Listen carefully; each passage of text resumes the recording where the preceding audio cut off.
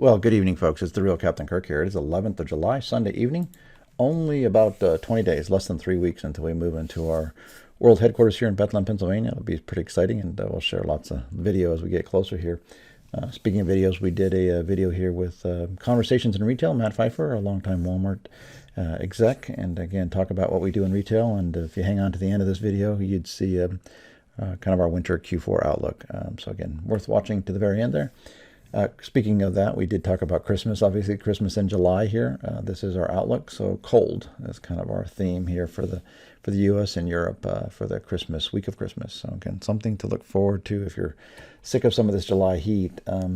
One thing that's off to a record fast start here is the fifth named Storm Elsa as it moved across the Florida into the southeast and off the mid-Atlantic here last week. So we've had 5 named storms as of July 4th, and that's even faster than last year's record pace.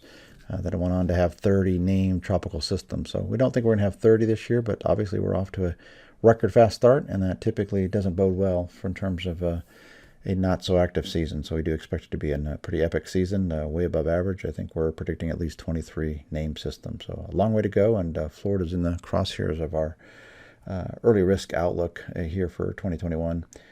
Right now, 59% of the U.S. On the other end of the spectrum is still dry, most in 9 years. So we still have, again, 59% of the U.S. in dry to drought phases. Finally got some rain in Iowa. They've been parched, and again, finally got a little bit of rain here this past weekend. Unfortunately, it looks like it's going to dry out here again as we get into mid and the latter half of July into August. But again, pretty dry right now for the U.S. overall. And one thing that does is that if you don't have a lot of brush to burn in theory. It's all dried up. Again, wildfires are actually down in terms of acreage burnt, down 36% versus average. So about 1.6 million acres have been burned so far this year. Average would be about 2.5 million, so way below average for the third year in a row. And again, just speaks that if you don't have the really cold, snowy, wet winters to create a lot of underbrush to get growing early in the spring, you're just not going to have a lot of fuel to burn here as you get into the season. So good news on that front is, again, just not seeing a lot of wildfire activity. Looking at last week's summer here, this is week ending 10 July on a National Retail Federation calendar. So this is a big map or trends versus last year. Here in the U.S., we're about 2.1 degrees cooler than last year, coolest in 6 years, but that's still 13th warmest in 36 years, so above average for the U.S. overall. Again, much of that heat was continued to be in the west, which is record-shattering heat, even Death Valley getting up there in the 130-degree range, which is just scary hot. 9% wetter than last year, wettest in 27 years, third wettest in 36 years, so again, wet week. Canada, a little bit cooler, driest in 3 years. Europe, quite a bit warmer, warmest in 36 years, so much above average across Europe. Wettest in 7 years. Russia, a little bit cooler, but still well above average. Driest in 22 years, common theme here. China, driest in 6 years and hottest in 19 years. A little bit cooler down under. Down in India, warmest in 7 years, driest in 13. So they're starting to get hot and dry there in India. And Brazil, again, continuing their cool trends, but also their dry trends, driest in 11 years. Maps inset left are the trends versus average.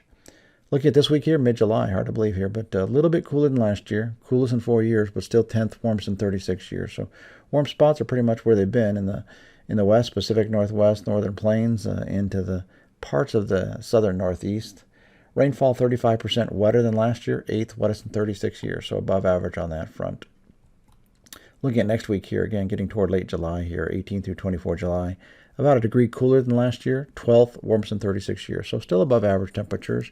Cool spots are going to be, again, across the south where it's been cool. It's an unusual flip-flop pattern. Hotter to the north in terms of trends versus average and cooler to the south. Part of that's because it's wet. Where you've got really wet soils, you tend to be cooler, and where you have really dry soils, you tend to be hotter. Looks like this is going to be a very dry week. We'll see here. 37% drier than last year, driest in over 36 years. So we'll see about this extremely dry week to end the month of July. Aggregating these 2-week trends here on the world outlook here, 11 through 24 July. Again, a big map here. Again, warm across Canada and the northern tier of the U.S. Cooler in Western Europe, but hotter again in extreme Eastern Europe and Southwest Russia. Map inset left is a precip trends versus average.